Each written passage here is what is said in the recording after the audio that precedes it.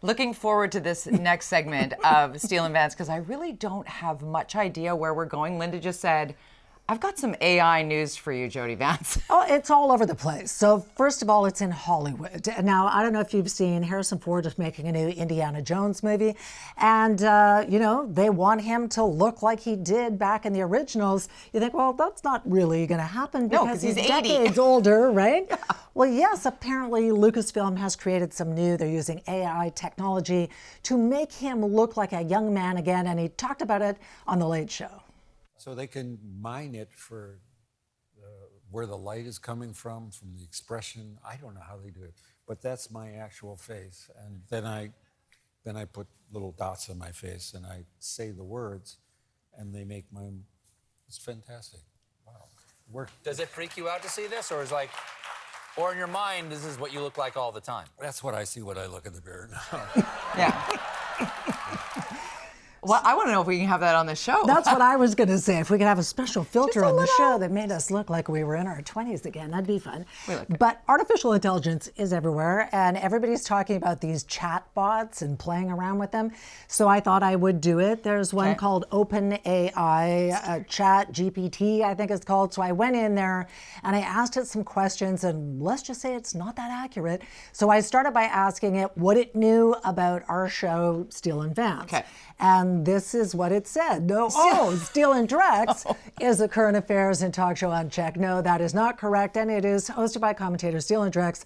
Wrong. That was CKNW. So I can see how it could make that mistake. Am I Drex in this conversation? Apparently. I love that guy, but I'm not Drex.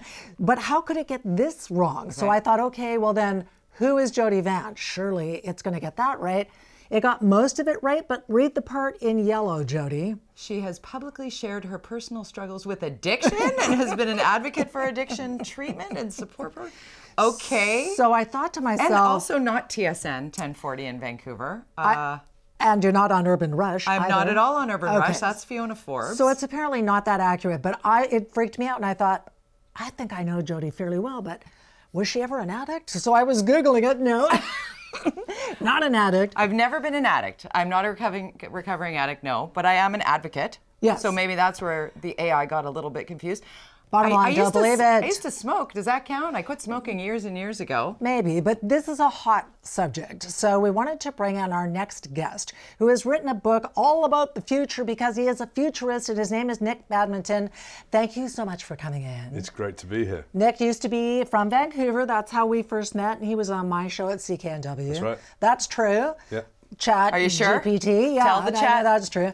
So let me ask you, what do you think? Are you surprised? What are these chatbots? I don't even know how they work. You know, the large language models, it's being able to tap into all of the information it can lay its hands on that's available on the internet and parse that, put that into its system and train itself so that when we ask it like human questions or structured questions, it can come back with something that seems pretty sensible. It's actually pretty low grade, straightforward. Some of it's inaccurate. It's not very creative. So we're kind of at this strange impasse where people are like, you know what, I'm okay with this. This is kind of interesting. I'm going to outsource parts of my job.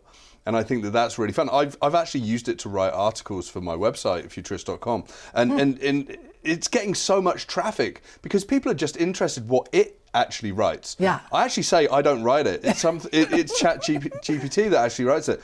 And it's kind of okay. It's like an average Forbes article done by someone that pays to be in Forbes, you know. I'd like to know, because I have a 15-year-old, and there was a newsletter that came from his public high school that said, just so you know, parents, heads up, because this is a thing, and if they lean into this, we have an app that filters whether or not it was used. Sure. That this AI, so is that where we're headed as well, that there's going to be a way to identify when an AI, like what if this is college, university, and people aren't doing the learning part? I mean, this has happened for a long time, you know, people tapping into the internet, other people paying other people to do things. True. It's just like an automated thing. I mean, it's less a problem of the technology and more a problem of the person that's actually asking for that help or, you know, the roundabout way of actually achieving a task that they might need to work for.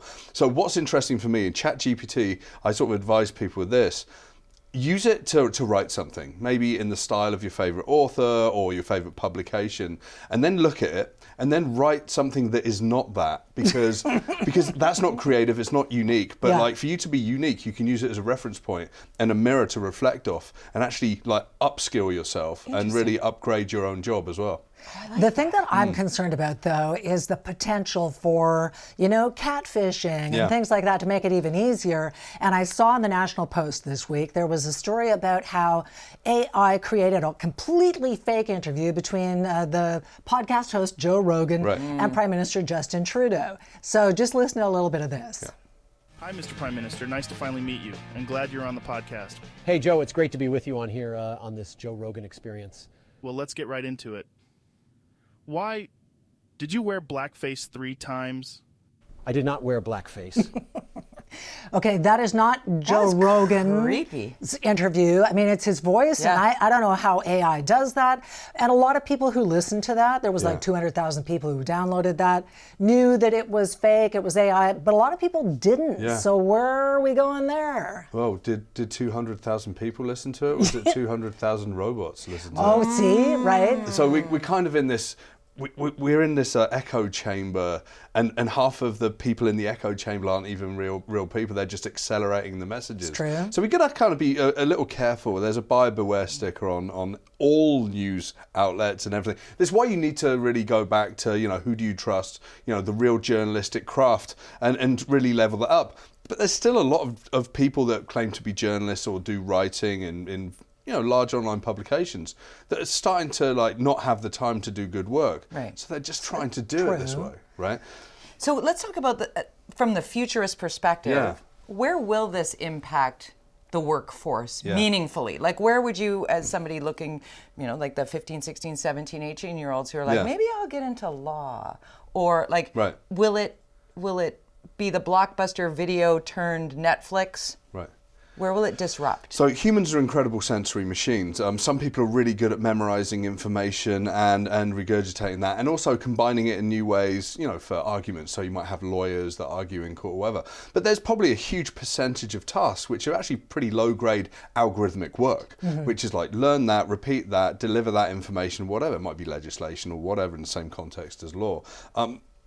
The people that just do that algorithmic work are going to be replaced. All the tasks that they undertake, that algorithmic sort of work, do X, do Y, do Z, deliver this information in this way. Great. That's robotic work, and that's been that way since the beginning of the computer age, and that's always been up for being replaced. Humans don't need to do that. Right, so we can have automated system. There was an example of an application that was created, and you could have someone in court defending a parking ticket, a speeding ticket, and they actually outlawed it in the court system because more than anything, it just showed the hypocrisy of humans delivering what is ultimately like robotic information, and that humans that could have access to free legal care and legal help through this software was maybe putting a human out of work. So this is where we need to dial up human creativity, right? And human consciousness and caring and ethics and all that stuff that you can't really get from these systems yet. But there are people trying to train these systems to give the illusion that they've got an ethical stance or they think in certain ways. Well, and here's the weird thing is I've been reading a bunch of stories about these chatbots and the concern around the fact that they are somehow developing feelings. I mean, have you read about this? It's almost so I like weird. The look on Nick's face. Yeah, tell me, what do you think?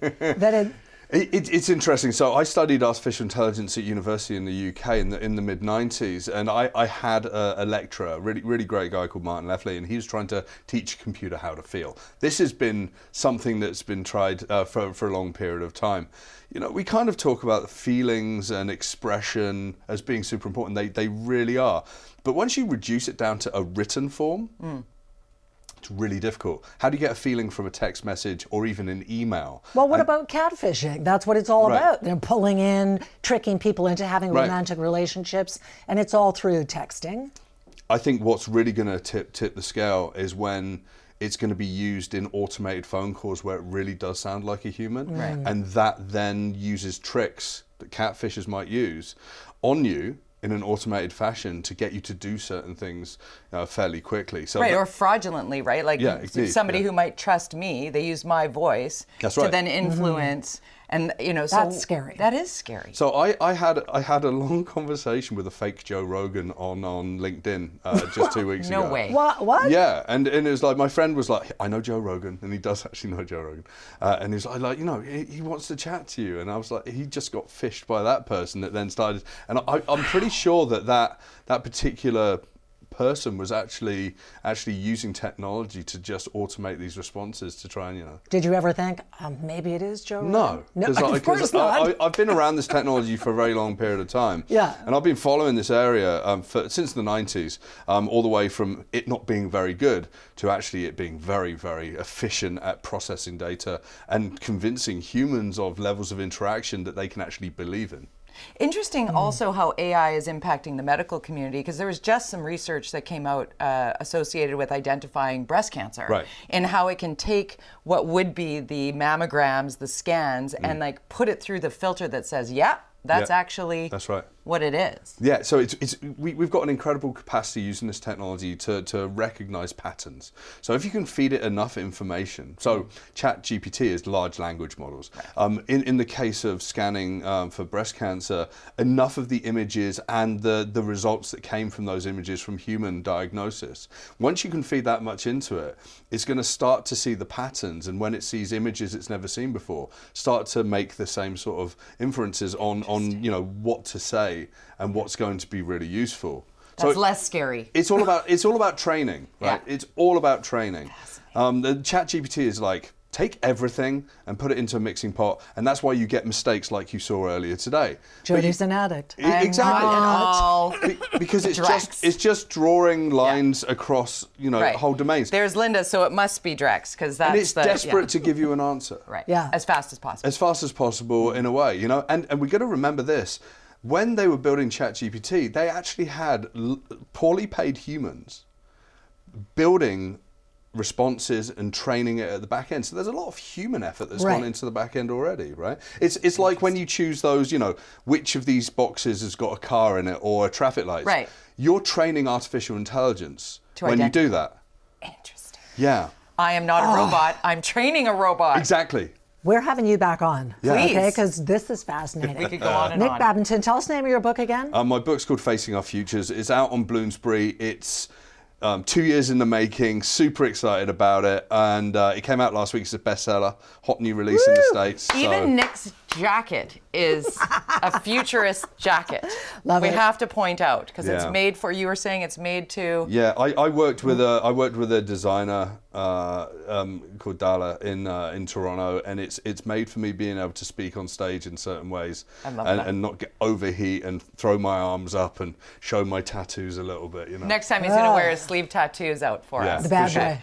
Nik Badminton, thank you so much. Thank you. We got lots to get to, and of course we're going to have What the Hell is Wrong with People. If you've got your head spinning about anything in the news cycle, we got one to add to it. Yeah.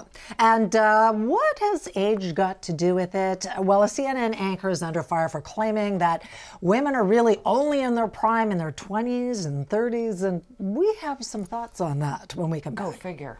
This whole talk about age makes me uncomfortable. I think it's the wrong road to go down. She says people, politicians or something are not in their prime.